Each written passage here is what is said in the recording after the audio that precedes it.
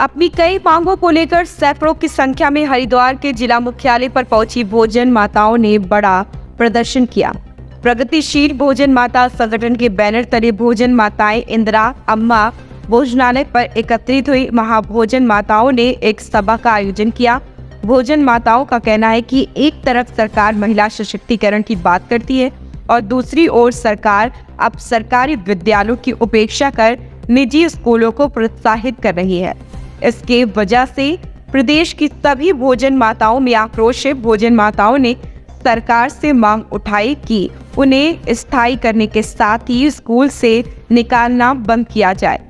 इसके साथ ही भोजन माताओं ने न्यूनतम वेतन लागू करने के साथ ही शासन से प्रस्तावित 5,000 रुपए प्रति माह मानदेय तत्काल लागू किए जाने की मांग उठाई। इन महिलाओं का कहना है कि उत्तराखंड में मिड डे मील योजना के तहत करीब 25,000 भोजन माताएं सरकारी स्कूलों में कार्य कर रही। स्कूल में खाना बनाने के साथ ही चाय पानी पिलाना, स्कूल को खोलने बंद करने की जिम्मेदारी, स्कूल के कमरों और पूरे प्रांगण की सफाई जैसे कई काम उनसे कराए जाते हैं। उनसे 4 कर्मचारियों के बराबर काम कराए जाने के बाद मात्र 3,000 रुपए मानदेय प्रतिमाह दिया जा रहा है। इससे भोजन माताओं को अपनी नौकरी जाने का मानसिक तनाव भी झेलना पड़ रहा है। प्रोग्राम ये था हम लोगों का कि हमें आज 25 तारीख को दिल्ली में हम लोगों का प्रदर्शन था। ठीक है, तो दिल्ली की जो परमिशन थी वो सरकार ने कैंसिल कर दी।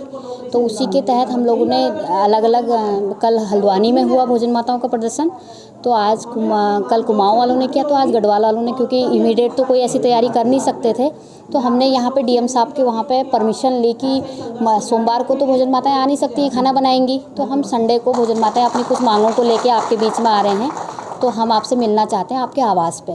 तो डीएम साहब ने खुद ही हमें परमिशन दी, आप उस लेटर पे साइन किए कि आप आ सकते हैं। और उसके बाद हमारी जो मांगे हैं, जो स्कूलों में भोजन माताओं से जो अतिरिक्त काम करा रहे हैं, अतिरिक्त काम जैसे साफ़ सफाई कराने से लेके, झाड़ू पोछे से लेके, क्यारियाँ बनाने से लेके, लगातार इन कामों को करा रहे हैं। तो ये लोकल की जो समस्याएँ हैं ये डीएम साहब के हाथ में हैं।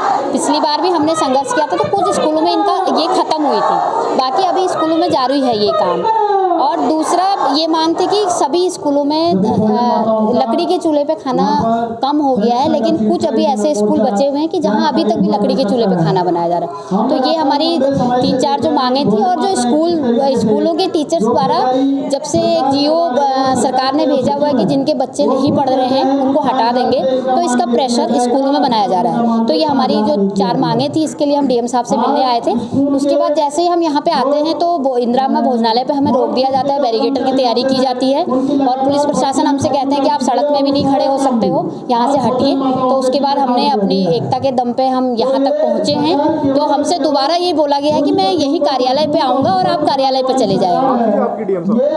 डीएम साहब के हमें इंटेलिजेंस ने ये बात बताई कि डीएम साहब ये कह रहे हैं कि हम कार्यालय पे आ रहे हैं। समय ऐसा कोई नहीं दिया है, बोला वहीं पहुँचे हैं वहीं। तो हम जब तक डीएम साहब नहीं आएंगे हम यहाँ पे बैठेंगे, क्योंकि लगातार हम लोगों के साथ में इसी तरह की बातें होती हैं। और उसके बाद डीएम साहब, मेरा नाम दीपा है, मैं प्रगतिशील भोजन माता संगठन की संयोजिका हरिद्वार है।